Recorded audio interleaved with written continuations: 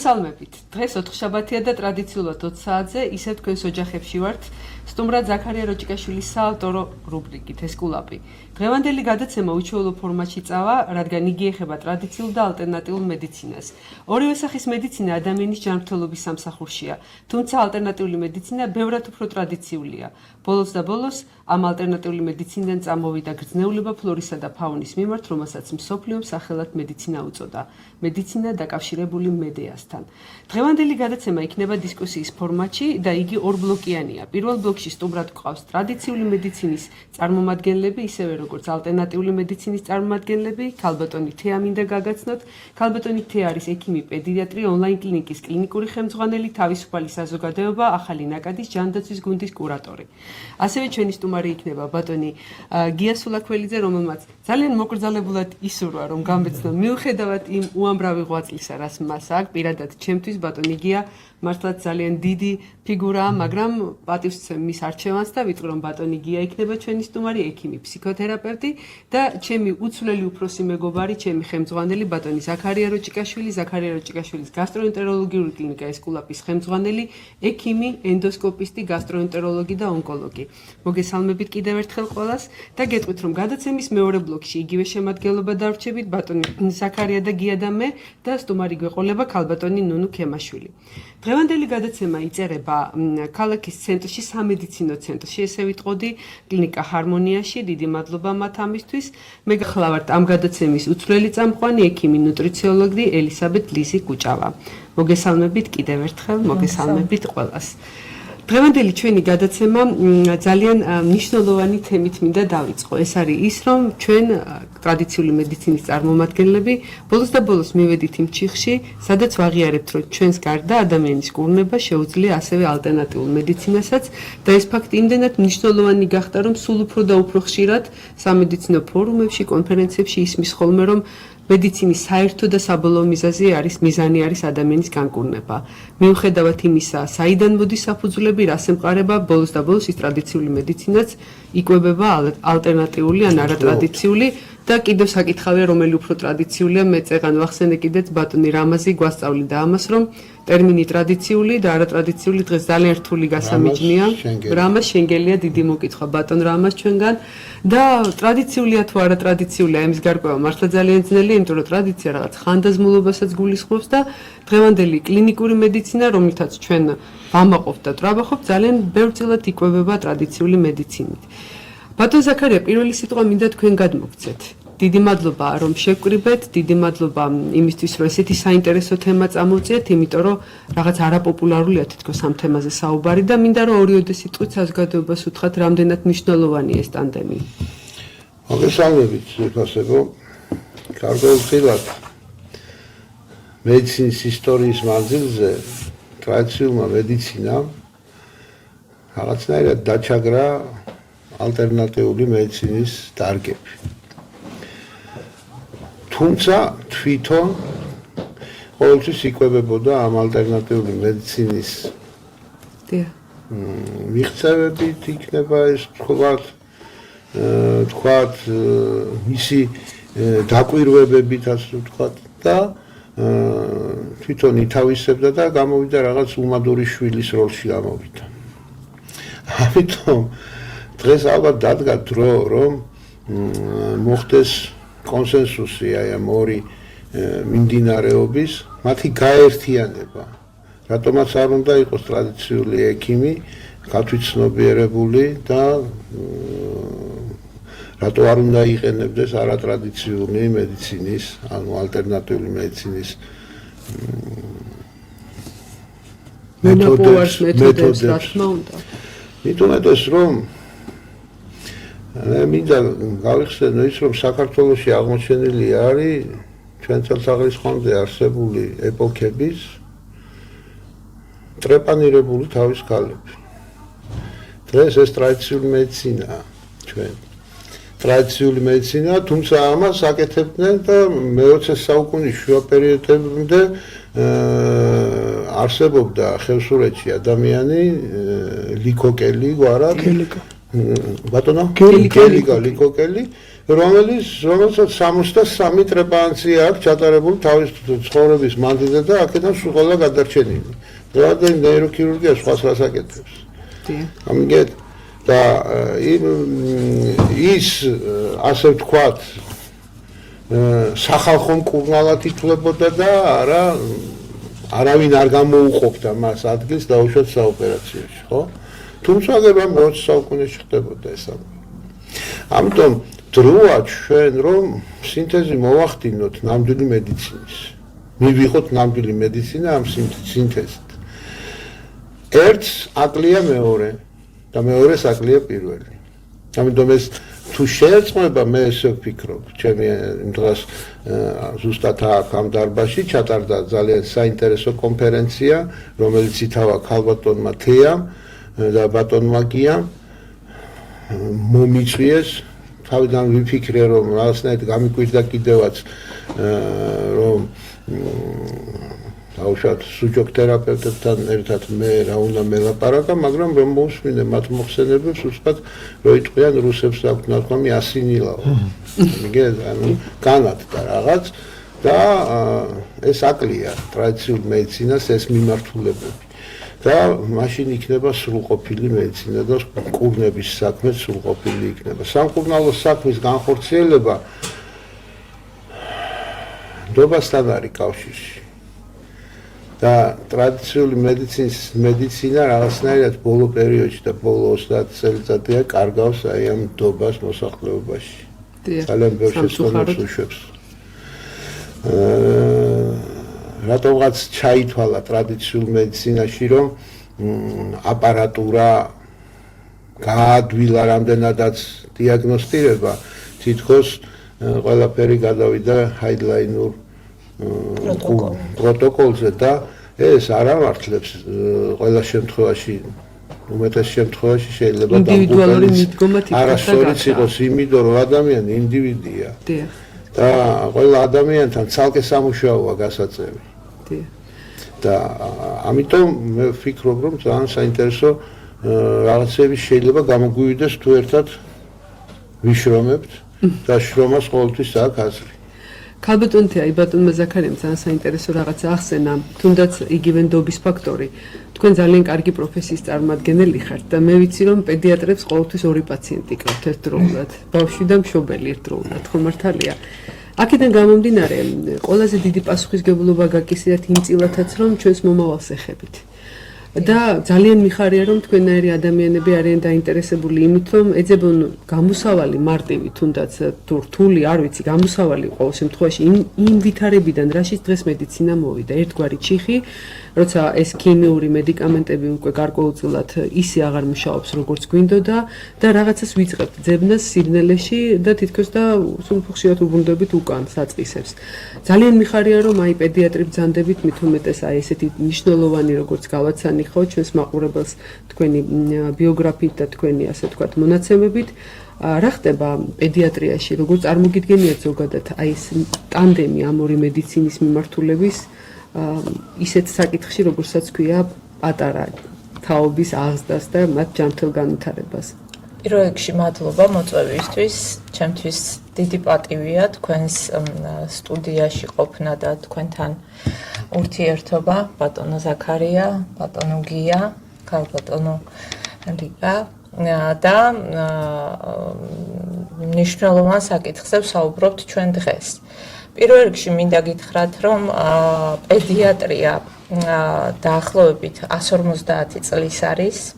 პირველი პედიატრიული განყოფილება საქართველოში 1865 წელს შეიქმნა და ეს ასე ვთქვათ მოხდა იმის გამო რომ ბავშვთა დაავადებები აღმოჩნდა იმაზე მეტი ვიდრე ეგონათ რომ იყო და ცალკე დისციპლინად ჩამოყალიბდა.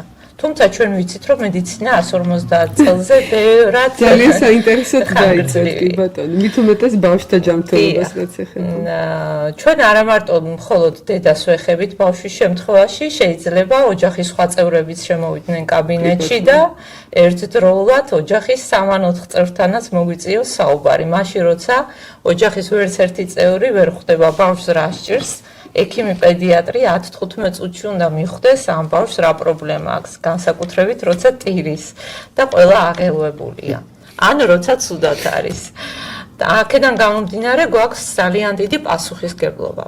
ბატონმა ზაქარიამ სწორად აღნიშნა ბოლო 20-30 წლის განმავლობაში ხდება ამ გაიდლაინების და პროტოკოლების ძალიან ასე ვთქვათ პროპაგანდა ხო ვიტყოდით. ანუ ამით სწავლობენ თანამედროვე ექიმები, მეც ნაწილობრივ ამით ვისწავლე, თუმცა ნაწილობრივ ესე იგი შემეხო ის ძველი სწავლების მეთოდი და ბედნიერი ვარ, რომ ირაკლი ციციშვილისნაირი და ვახტანგ ბოჭორიშვილისნაირი ლექტორები მყავდა და ეს ძალიან დიდ სიამაყეს მაძლევს და მინდა გითხრათ, რომ პროტოკოლი და გაიდლაინიც არასწორად არის გაგებული. რეალურად ჩვენ ადამიანები ძალიან ასე ვთქვათ ჩარჩოებში ვსვავთ ყველაფერს.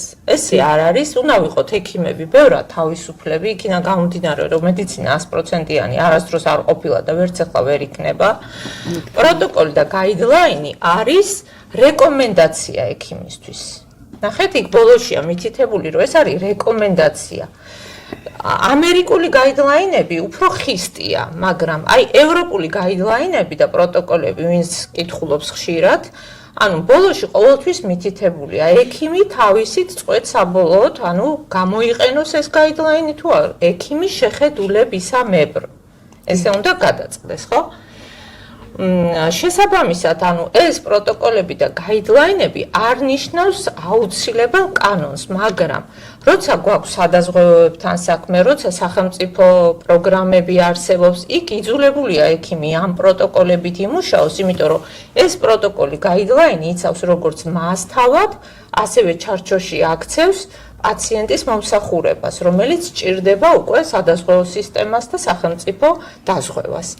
აქედან გამომდინარე, ამით მუშაობა დღევანდელი ექიმისთვის ძალიან აუცილებელია და ამას ასე ვთქვათ, უნდა აუწყოთ ფეხი, სხვანაირად ვერ იმუშავებს. სამწუხაროდ ალტერნატიული მედიცინა არაანაზღაურებადი დანახარია. აი ნახეთ, აქაც თქვენთან მოვედი ასე ვთქვათ, მომზადებული ამ კუთხით და მინდა გითხრათ, რომ ალტერნატიული მედიცინა ყოველთვის იყო პედიატრიაში, არსად არ წასულა და ყოველთვის ერთხმად მოვდიოდით. არ არის ესეთი კატეგორიული, თავად ექიმები თუ არ გავაკატეგორიულებთ და არ დავარქმევთ სახელებს.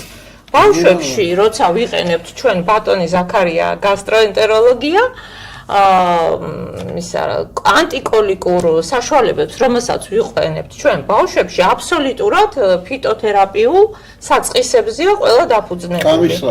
ფეხ მოდიან ასე. გვირილაზე, კამაზე, პიტნაზე, ანუ ამას ყოველთვის ვიყენებდით და ვიყენებთ. მაგალითად, ანტიჰელმინთური საშუალებები, რაღაც ისე დაემთხვა ახლა გასტროენტეროლოგიაზე.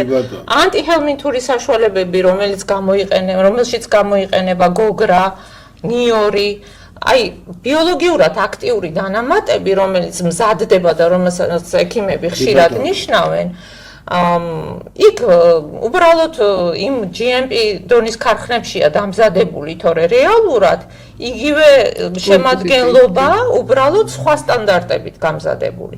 ამიტომ დღესაც საკმაოდ გამოიყენება ეს ასე ვთქვათ ალტერნატიული მედიცინა ტრადიციულ და სამეცნიერო მედიცინაში. ალტერნატიული მედიცინის არც ერთი წამალი, დიახ, არც ერთი წამალი იმის გარეშე არ არის დამზადებული. მოხდების დროს ნახალის დამარბილებლები, აპლიკაციები, ეს ალტერნატიული მედიცინა.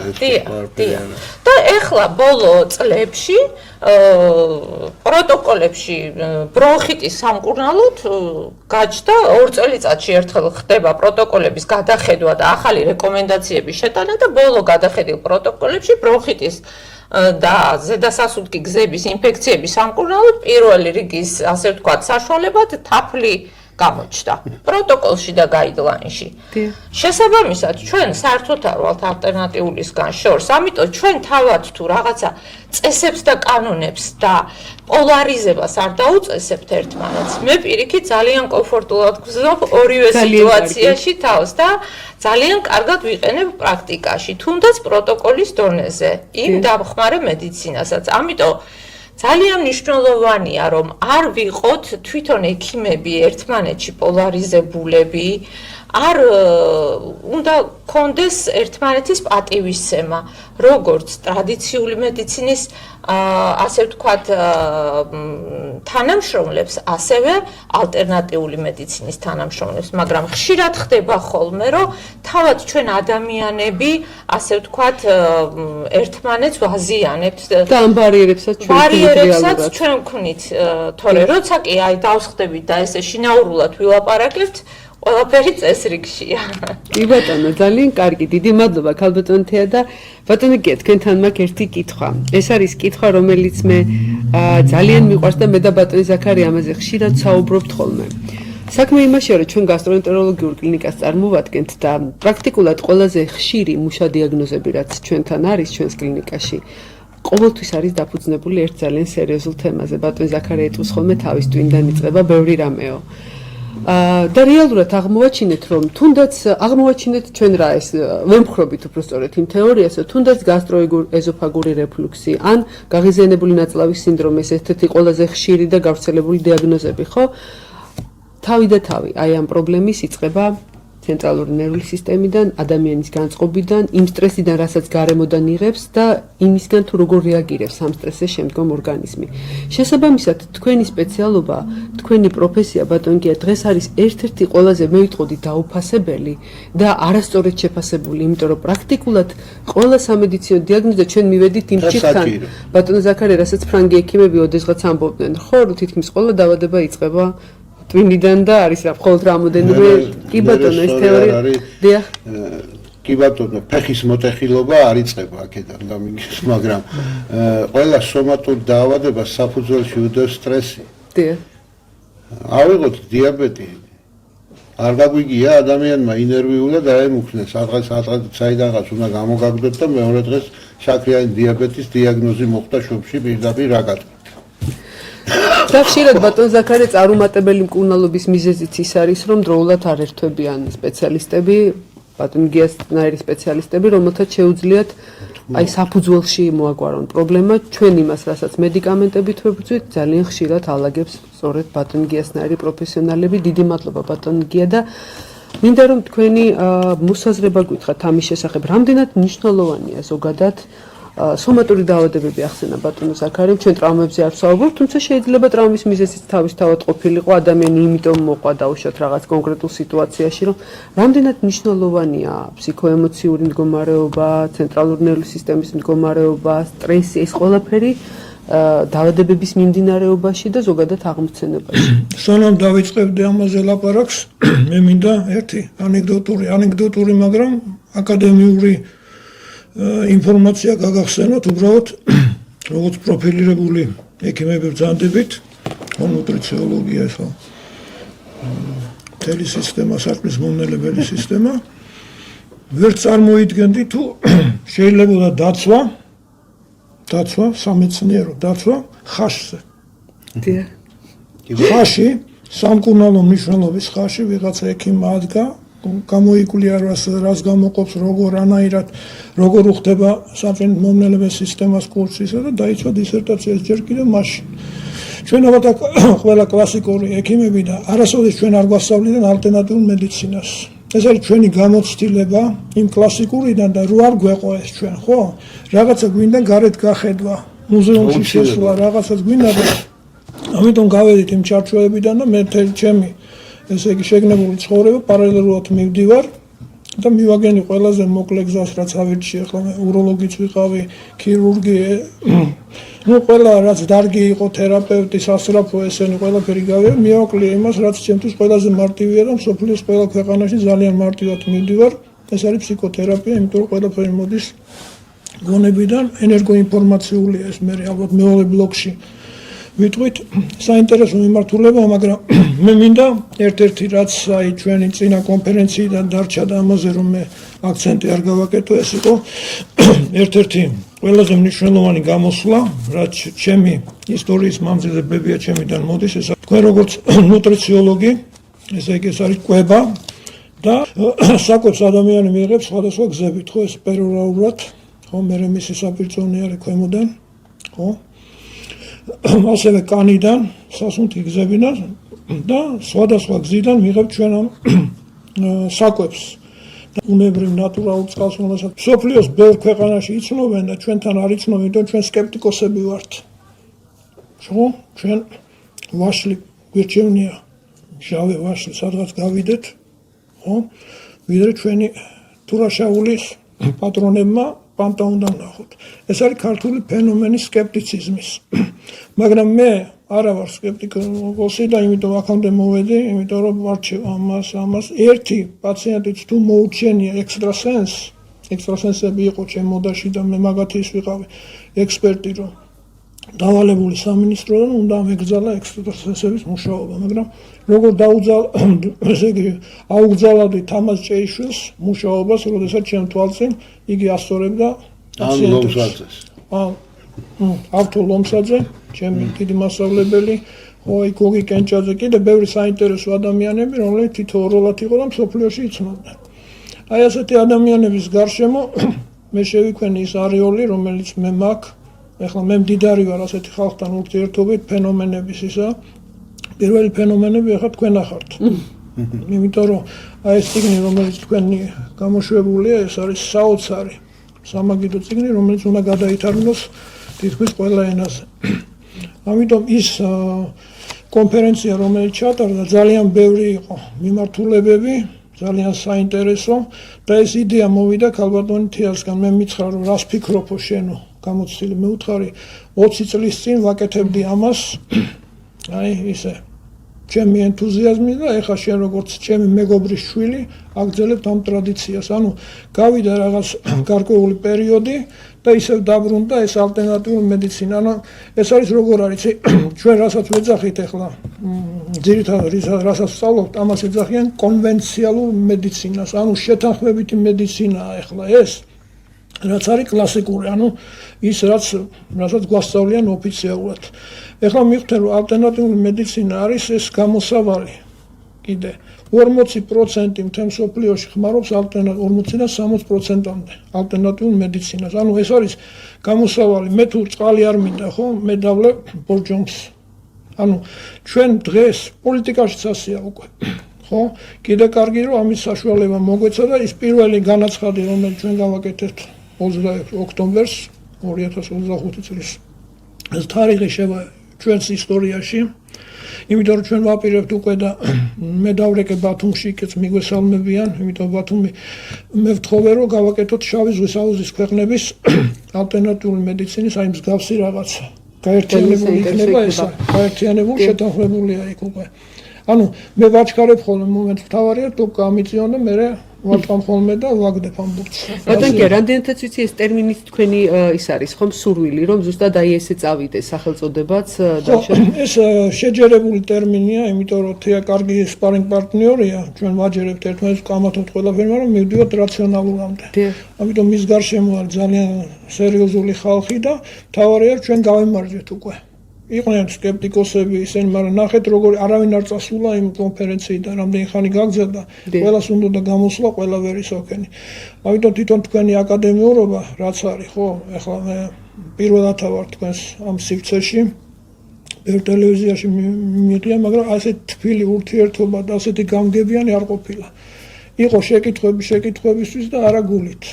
ამიგე და ეხლა თქვენ რო იცით აი იმ კონფერენციაზე მე რას ვლაპარაკობდი, იმიტომაც მომიწვიეთ და მე მადლობელი ვარ. რომ ნებისმიერ ჩვენი შემდგომი ურთიერთობა იქნება მხოლოდ შეჯერებული და ბატონი ზაქარია ჩემთვის ერთ-ერთი მეტრია. კი ბატონო. ხო, ეს არის აისბერგი, რომელიც ეხლა რაც ჩანს, ეს არის, მაგრამ იმის ქვემოთ ფესვები აქვს ძალიან ძლიერი და მყარი. კი ბატონო, ჩვენ მაყურებელს მინდა უთხრა, რომ 2025 წლის 26 ოქტომბერს ჩატარდა კონფერენცია ალტერნატიული მედიცინა ალტერნატივა მედიცინაში, სადაც ბატონი ზაქარია და მე ქონდა პატივი ყოფილიყავით მოწვეული. ჩვენ მართლა ძალიან საინტერესო ასთა გაზიარება შევესწარით და არა მარტო ასთა ცოდნის ზოგადად, ჩვენი დავაფიქსირეთ პოზიციას, აბსოლუტურად ინტერაქტიული მეგობრული გარემო, მე ვიტყოდი უფრო გვალი მაგიდის რეჟიმში ვიყავით და ძალიან დიდი მადლობა, იმიტომ რომ ზუსტად ესეთ პოლემიკებში და ასთა გაზიარებაში იბადება ძალიან ბევრი საინტერესო და სწორი აზრი და ძალიან საინტერესო იყო ის, რომ იყო ძალიან ლამაზი სლოგანი, რომელიც ესე გაიდლაინად იმათ ჰედლაინად მიყვებოდა ღონისძიებას, თუნდაც მცირედი მაინც გვაქვს საერთო და ქალბატონი თეა თქვენთან მინდა გადმოვამისამართო, რა გვაქვს ის მცირედი საერთო და მე ფიქრობ, რომ ის მცირედი ზუსტად ადამიანის ჯანმრთელობა, რომელსაც ისე მოკრძალებულად ვამბობთ და ადამიანის კეთილდღეობა, რაც გვაერთიანებს ყველას, მაგრამ მე მაინც მაინტერესებს თქვენ რას ფიქრობთ, რა იყო იმ დღეს საერთო ჩვენთვის? ჩემთვის ყოველთვის სიყვარულია ის მცირედი, რაც გვაქვს საერთო. უბრალოდ ამ კიდევ ერთხელ გამმეორდები ამ ტექნოლოგიების დაპოლარიზების სამყაროში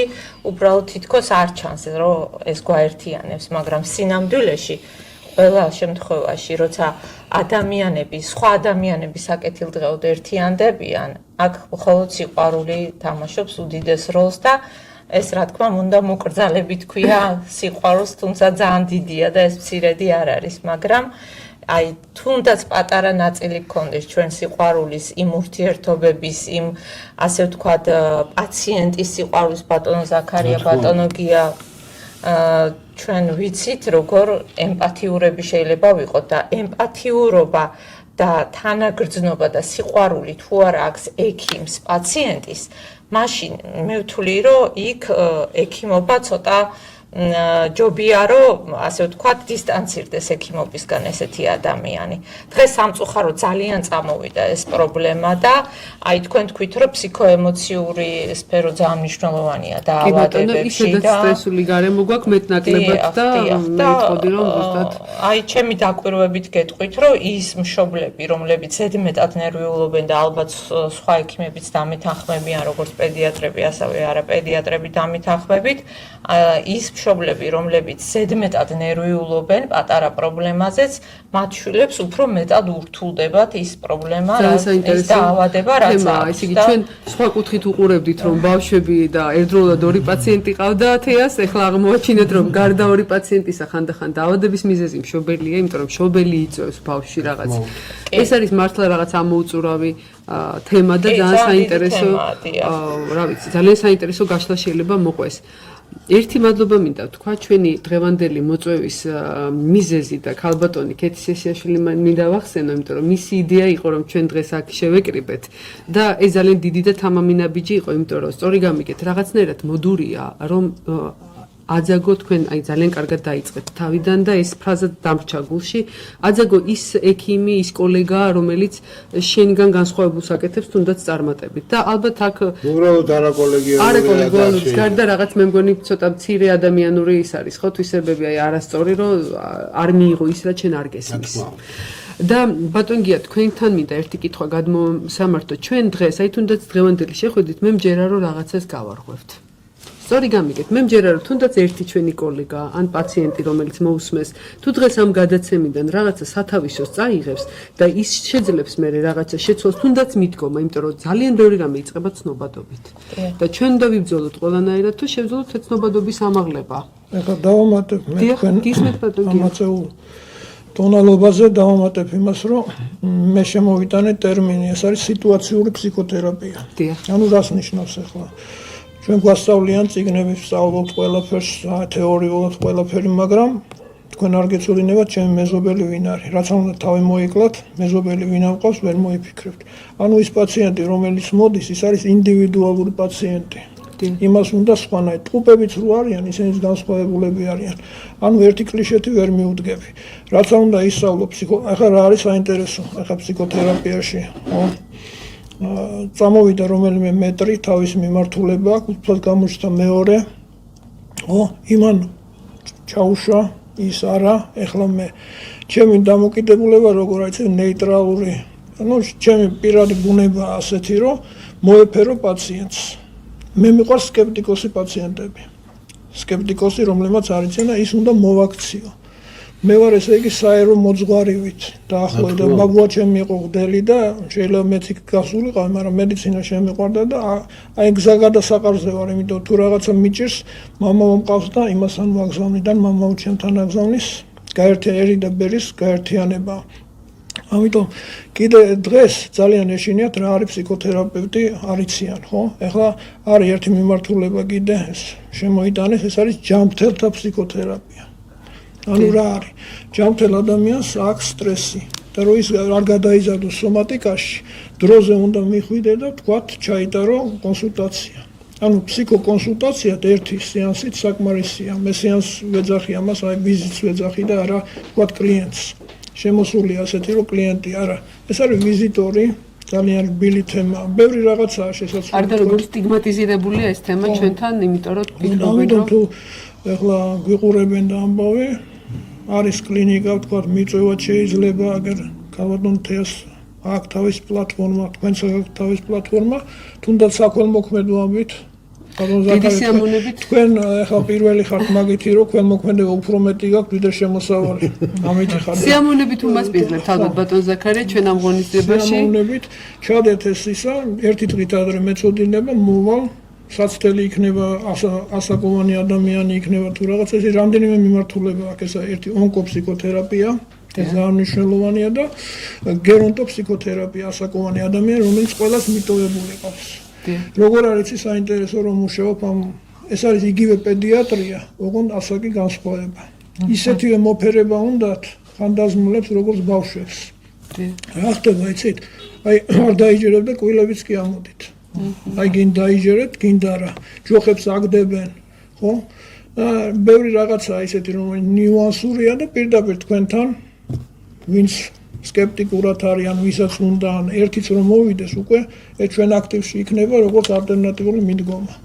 შეჯერებული თქვენი დიდი მადლობა. საქმე იმაშია, რომ ჩვენი გასტროენტეროლოგიური კლინიკაც გამოირჩევა. ამით მე მინდა ვთქვა, რომ ბატონი ზაქარია მარტო გასტროენტეროლოგი არ არის, მასთან შესული პაციენტი კარგი გვარიანი ფსიქოთერაპიის კონსულტაციასაც იღებს და სულ უფრო ხშირად გვიწევს ხოლმე. ვიზი შეიძლება დავამატო ბატონ გიას ნათქვამს. იყო ერთი დიდი ექიმი 19 საუკუნის ბოლოს. რუსეთში ცხოვრობდა ეს ადამიანი.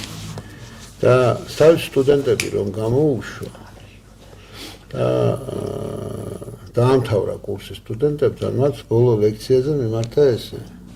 ხვალიდან თქვენ დამოუკიდებელი ექიმები იქნებით, მე თქვენ ყველას ხელს გიწერთ რომ ხართ ექიმები, მე რაც შემეძლო გასწავლეთ, მაგრამ ერთ შევას მოგცემთ ბოლოს.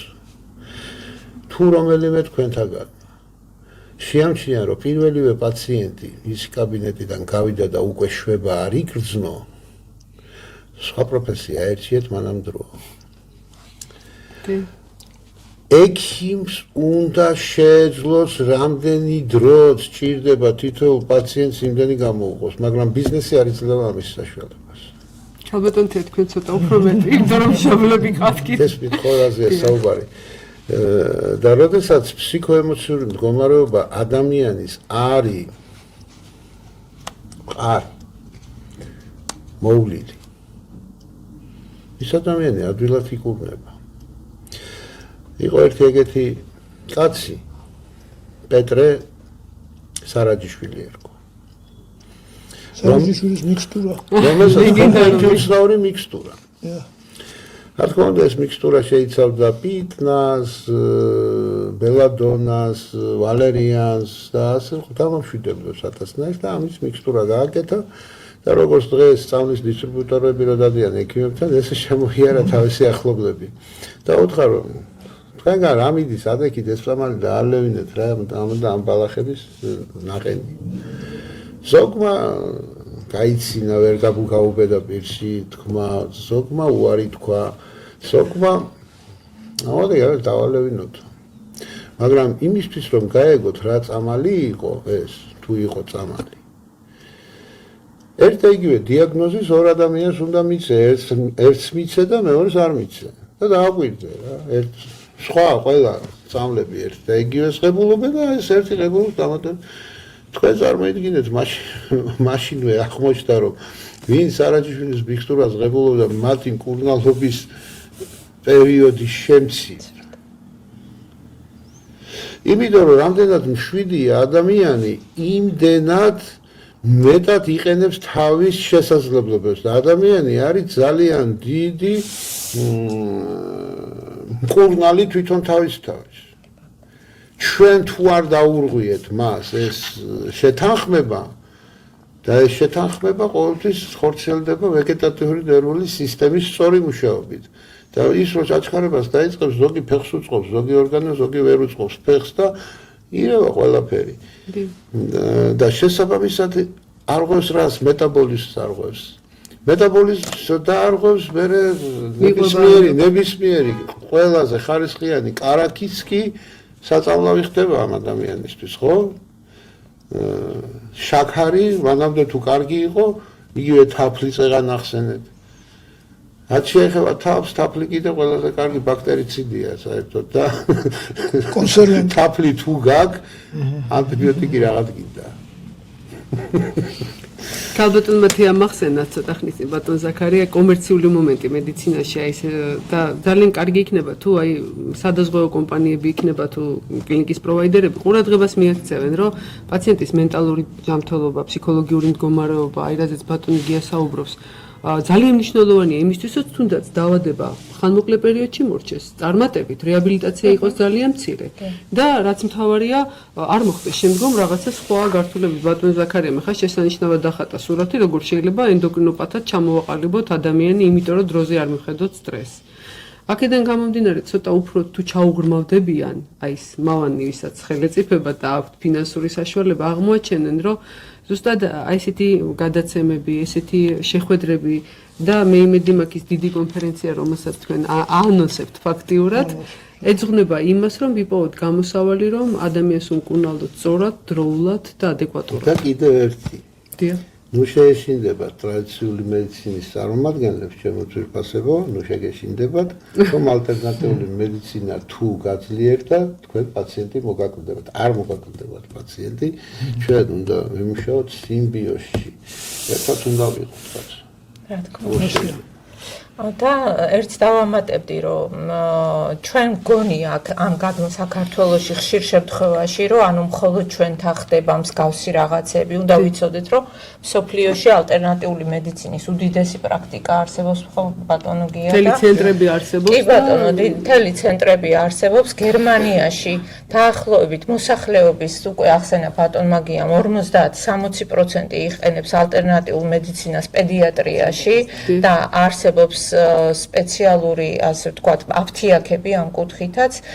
შვეიცარიაში პირველად ჯანდაცვაშია შეტანილი სახელმწიფოს მხრიდან და პირველადი ჯანდაცვის რგოლშია.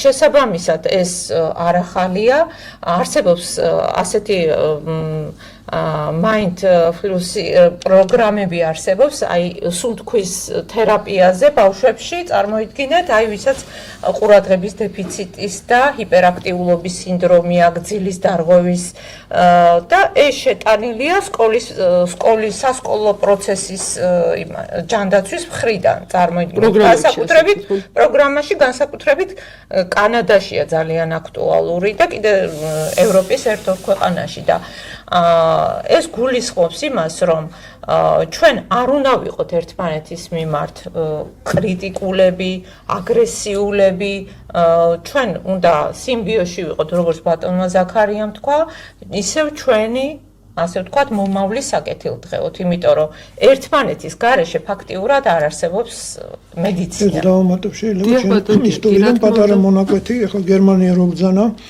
აქ იყო ერთი ჩამოსული ცნობილი საზოგადო მოღვაწე გერმანელი, ეს სარბრუკენის მოედანი რო არის, იმის საპატივცემლოდ არის გაკეთებული აქ თბილისის მოედანი სარბრუკენში, ეს მისი დაასახურება ჰერმან ვედეკინდი, ცნობილი დაძმობილებული ქალაქების და ის იყო ჩემი პაციენტი აქა და მე მიმიწვია, იმიტომ არ იყო ეს ფეხების რაღაც პრობლემები, მაგრამ ჩამეყვანა იქა და რა გინდაო, მე ვუთხარი კოლეგების ნახვა.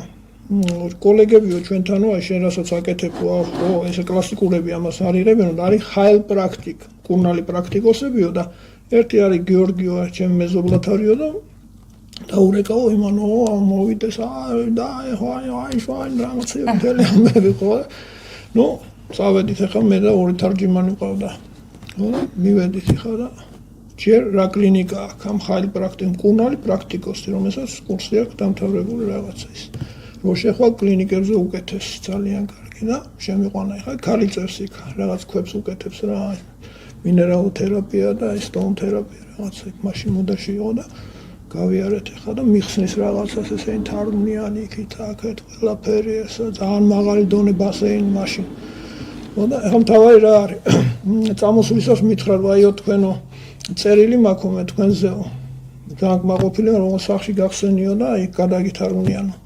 წამოვედი ახლა და მეუთხარი აბა გადათარგმნი დაღლილია და გავხსენი და 1000 მარკა. 1000 მარკად ერთ მანქანას ყიდულობ იქ მაშინ.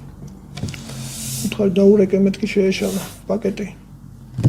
ონა დაურეკე რა სამბობ თქვენ რომ მოხვედით ახლა პაციენტმა ნახაო გეორგთან ჩამოვიდაო ვიღაცა იქიდანო და გეორგი არის ყველაზე და შენ უკვე კონკურენტები მომხსენიო და უკვე დღესვე ჩაეწერა 5 პაციენტიო და ესო მე ერთ დღეში ამოვიღებო ამ ფულსო ასევე შენ გეკუთვნისო ანუ ჩვენი ავტორიტეტი აქ რაც არის უცხოეთში მაგრამ მიდის რამდენიმე ქვეყანაში ვიცი და ანუ მე რა კიდე რა მინდა ეს გავაკეთო ახლა ეს კონფერენცია რო იყო ამის მერე იქნება ასოციაცია ალბათ რაღაცას დავარქვენ და აუცილებლად უცხოეთთან გვექნება ძალიან კარგი. სამწუხაროდ მძიმე პაციენტები საზღვარგარეთ გარბიან სამკურნალოდ და მე იმედი მაქვს რომ მოხდება და დადგება მალე ის რომ შესაძ ჩვენთან ჩამოვლენ იმიტომ რომ საქართველოს ისინი ჩამოდიან კი თუ სხვა შორის თურქეთიდან საკმაო რაოდენობის პაციენტები მოვაბრუნე მე კი ბატონო მოbrunებით და ჩამოყვანითაც ბატონო ზაქარი ძალიან დიდი მადლობა მინდა მოგახსენოთ ყველას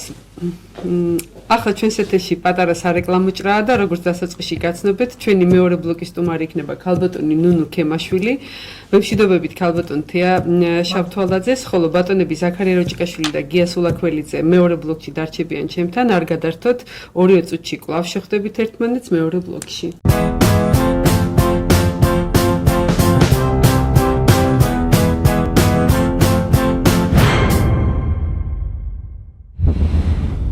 ნიშნულობაზე ნიშნულობა. კადრები, ეს საკადრო პოლიტიკა და კადრები, რომლებიც აი ამ საკითხით და ამ მიმართულებით იქნებიან დაკავებულები, არ ინტერესებს.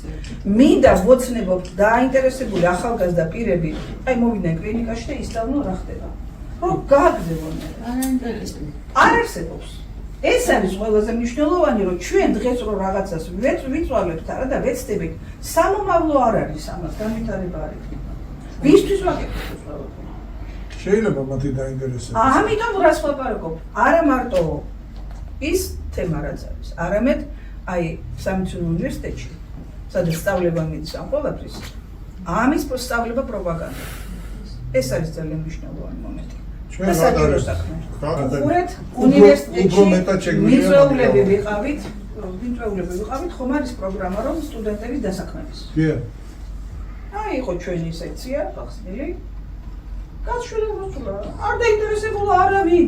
მე გეტყვით ერთ რამეს, ყველა ახალგაზრდას უნდა კარდიოქირურგობა გავიგე. უნდა რაღაც ძალიან დიდი და ეს გადის 7-8 წელი, 10 წელი და ეს ენთუზიაზმი ტრება, რასაკვირველია, ყველა ვერ გამოვა დიდი კარდიოქირურგი, ყველა დიდი ნეიროქირურგი ვერ გამოვა რაღაც და მე იწყება უკვე ძებნა საკუთარი ადგილისა ცხოვრებაში. აი მაშინ უფრო ცოტა დაბზენებულზე და დაწყნარებულ გონებაზე, აი მე რაღაცა უნდა იმიტომ რომ დეფიციტია ინფორმაციის, რა ინფორმაციაც მათ სტუდენტებმა უნდა მიიღონ მნიშვნელობაზე ამ მიმართულების იმ ძირფესვიან ისტორიიდან, რასაც თქვენ აი სანამ ჩვენ ვართ და ვარსებობთ და შეგვიძლია ცოდნის მიცემა, ხო?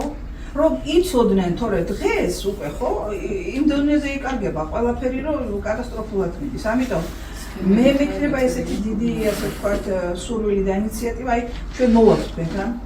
მოვაქვს ჩვენ ვიწერთ ჩვენ გვაქვს ესეთი YouTube გვერდი ჰარმონია გზა შემეცნებისკენ სადაც ზუსტად აი ამ საკითხებს ვემსახურებით რომ მოხდეს ქართული ტრადიციული არ დავიწყება განვითარება.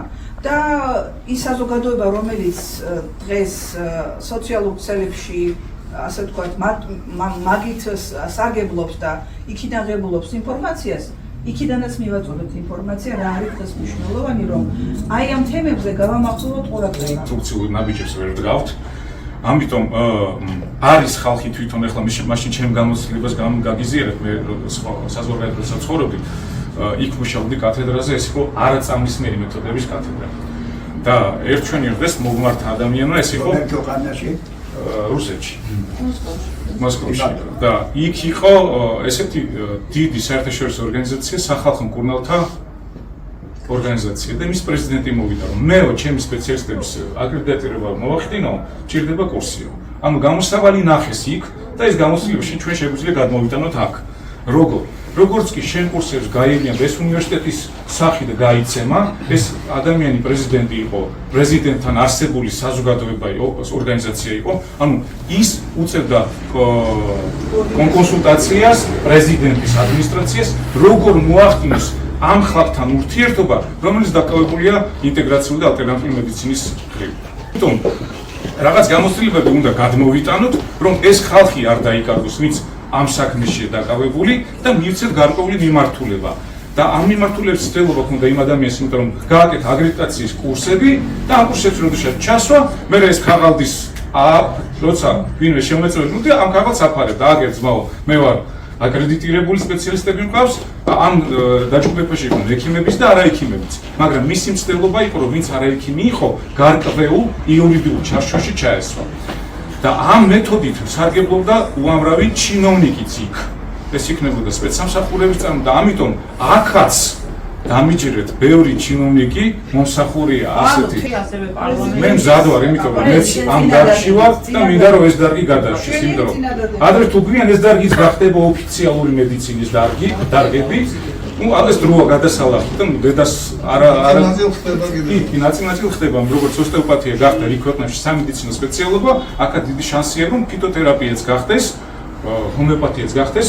იყო, მაგრამ მე წავიდა ბრძოლა, ამ ბრძოლას არ უნდა გადავყვეთ და ვეძებოთ კონსტრუქციული გზებს. და მიმართულებით ჩვენ გვაქვს კვლევები, კარგი შედეგები გვაქვს და იმედია კიდევ შევიძენთ მე ისეთ აპარატებს, რომ დიდ მეცნიერებს ამ ენაზე ვესაუბროთ. პირველ რიგში დიდი მადლობა მინდა უთხრა ბატონ ზაქარიას, ბატონ ქეთევას, რომლებიც არიან კლინიკის ხელმძღვანელები, თავის ტელევიზია აქვთ, ძალიან საინტერესო მიმართულებები აქვს. ყველა ასეთ ღონისძიებას ესწრებიან და ყველა ამ ღონისძიებებზე აშუქებენ ისეთი მიმართულებით, რომელიც ჩვენთვის არის სასარგებლო და ბატონ ზაქარია მე მინდა რომ მოგზაურდეთ და თქვენ ზოგადად ილაპარაკოთ და მე რაც გაიგონეთ რაღაც რეკომენდაციის სახითაც. ზაქარია როჭიდაშვილი გასტროენტეროლოგი ენდოსკოპისტი, კლინიკა ესკულაპის დამფუძნებელი და ხელმძღვანელი. პრაქტიკოსი ექიმი. ეს მეუსმენთ და ბიენკი მოვედი, მაგრამ აქ პოპულარიზაციაზეა ლაპარაკი ალტერნატიული მედიცინის დარგების, ხო? საქმე იმაშია, რომ მაგე ბატონმა ეხლა ხანს ახსენა, ჩვენ განვიხილავთ ადამიანს realობაში. კიცებულებითმა მედიცინამ ძალიან დიდი ხანია თავი დაანება realობაში ადამიანს. არსებობდა ადრე როცა მე დავამთავრე ინსტიტუტი,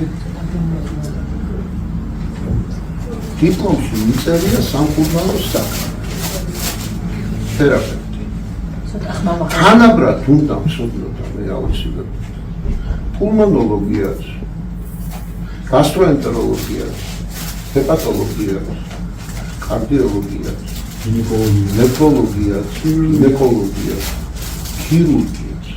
ქირურგიას ცალკე ჩანაწერი ისეოდე ნახავთ. ჩვენ ვიყავით მკურნალი ექიმები, თუმცა ექსტრემალურ სიტუაციაში ვალდებულები ვიყავით, რომ ქირურგიული მანიპულაციებით ჩადეტყვით.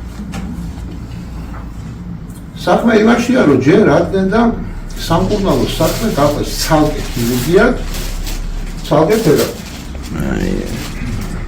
პირველი ენდოსკოპია დრეკადი ენდოსკოპისტი საქართველოში ჩატარდა 1978 წელს, როცა ონკოლოგიურმა მიიღო პირველი ოლიმპიადის აპარატი. ეს ჩაატარა ჩემმა დამ და პეტრე ქანთარია. ორი ენდოსკოპისტი ყავდა საქართველოში. აღსვენიათ ნედიბოდი. ხალბატონი იყო თერაპევტი და მოვიდა ახალი თაობა არა, ახალი ეპოქა. და მას შემდეგ რა ჩვენ ჯანმრთელობის მსოფლიო ორგანიზაციის წევრები გავხდით, აღმოჩნდა რომ თერაპევტებს უფლება არ აქვს ენდოსკოპიის სწავლა. ამაზე მთელი 10 წლიანი დავა დაგვჭირდა იმისთვის, რომ როგორც იქნა დაგვწეს ენდოსკოპიის სწავლების უფლება, ოღონდ დიაგნოსტიკური პაპაის ფსიქიატრიის პარაკის. აბა ბიუსია როგორ არის? მერეთეს უკაი ბიუსია საერთოდ. ცილბენა არ გააჩერა. გასტროენტეროლოგია. სხივოვანი ჰეპატოზის დროს აელტი აესტე რომ დაიქცევა ზემო, მე არ ამოჩენს მიგდურს. ეს ფორაზე საუბარი. ჩვენ კიდევ ახლა ვფიქრობთ რომ რამენაირად ჩავალაგოთ ეს ალტერნატიული მედიცინა ზოგად სამედიცინო განათლებაში. ახსენა ქალბატონმა რომ საზღვარგარეთ თურმე 6 თვე შეიძლება პაციენტი რომ მივიდეს კვირლის ტკივა და 6 თვე უნდა ელოდეს. რა ექიმები არ მოხდით? შემოგარგება, მაგრამ ჯანმრთელობის მსოფლიო ორგანიზაციის რეკომენდაციით მედიცინა მას მერე რაც გახდა ბიზნესი შეიძლება კვლავ წარმოება და დღევანდელ მედიცინა ჯანმრთელობის მსოფლიო ორგანიზაციის გაგებით არ მოეთხოვება პაციენტის ხურნალს. პაციენტი უნდა შეინახოს შემდეგი ვიზიტისთვის. თორე თანხები არ ეყოფა. თორე კლინიკას ვერ შეინახავ. ამაზე აბლაპარაკობთ ჩვენ. და როგორც კი რეგულაციებში მოექცევით, იგივე სიტუაციაში აღმოჩნდებით. ხალბატონმა თინა თქვაწერა სტუდენტებმა არ იციან მეხუთე კურსის სტუდენტებმა მედია ვინ იყო. მაგრამ მათ ვინც იციან, მე მყავდა ესეთი ორი სტუდენტი, იმტკიცებდნენ რომ მედია იყო ფერზე. მე როდესაც სტუდენტებს ვუთხარი რომ ჩუკოტკაზეც მედიცინა ქვია, ანტარქტიდაში, ავსტრალიაში, კანადაში და ყველგან. ვის სახელთან არის დაკავშირებული. და რომ აუხსენრო ეს მედიაა და ქართველი. და მინდოდა რომ ამათში გამეღვიძებინა ეს ექიმობისკენ სწრაფვა. მათ უთხარი რომ ქართველ ადამიანს აქვს ექიმობის განსაკუთრებული გენი. ეს არის სუფთად ქართული პროფესია.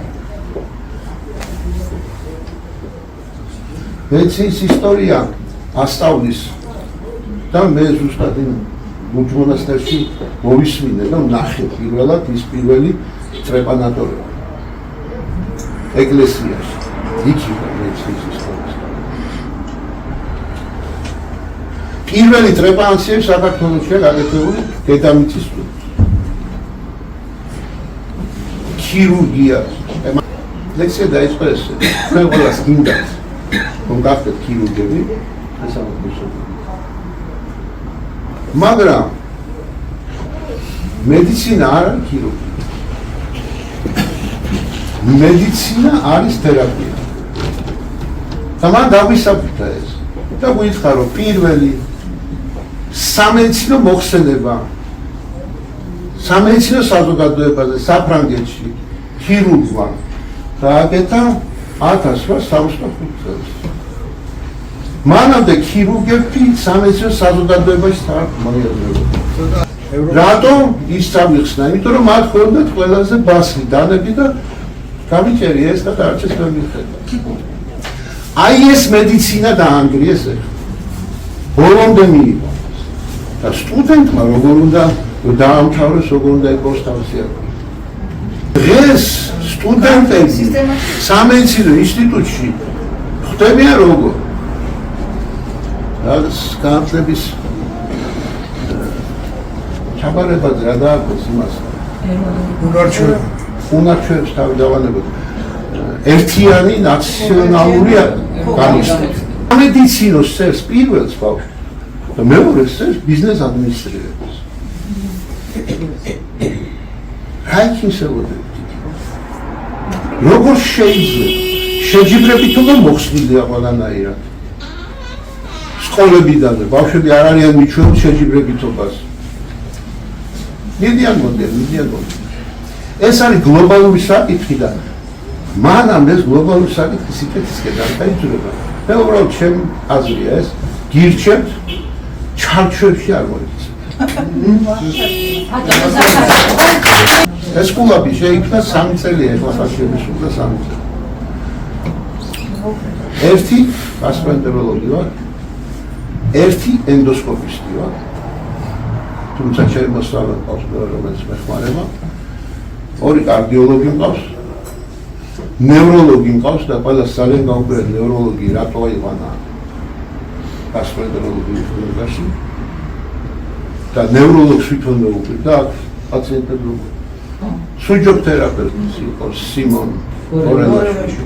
თქვენც ალბათ ვარაუდობთ ტრადიციული და ალტერნატიული მედიცინის მინდოდა თავისუფლად მინდოდა, მაგრამ ეხლა ამ ეტაპზე გაჩერებული იმიტომ არ მყავს. დიდი სიამოვნებით ვითანამშრომლებდი თქვენს კლინიკასთან და რაც შეეხება ნევროლოგიას. თუ ნევროლოგია სწორად მუშაობს, ადამიანს აქვს ნამდვილად რესურსი ასწავლის გასწავლისას. რა თქმა უნდა. მეტაბოლიზმს არ ღვევს ნევროლოგიის ნევროლოგი მე დავაგზავნე. ზოგიერთ ნევროლოგს მე შევხვდი. ყველას ჰქონია ღვევს. რომ მარტო რადიკული ისეთია. არა. ეხლა აგიჩნით რას ვაკეთებ მე როგორი გზა ავიღე. დიახ. საქართველოს ჰომეოპათიაც მაგას ემსახურება. საქართველოში დაახლოებით სახელმძღვანელო ქართული არ გამოსულა. დიახ. სამეცნიერო მე გადავწყვიტე რომ გასტროენტეროლოგიის სახელმძღვანელო გამოვცე, ოღონდ თავებით. და მე ბოლოს რა თქმა უნდა ეს სიგნალ აიკინძე. შარშან გამოვეცი გაღიზიანებული ნაწლავის შესახებ. ეს რომ ძალიან აქტუალურია და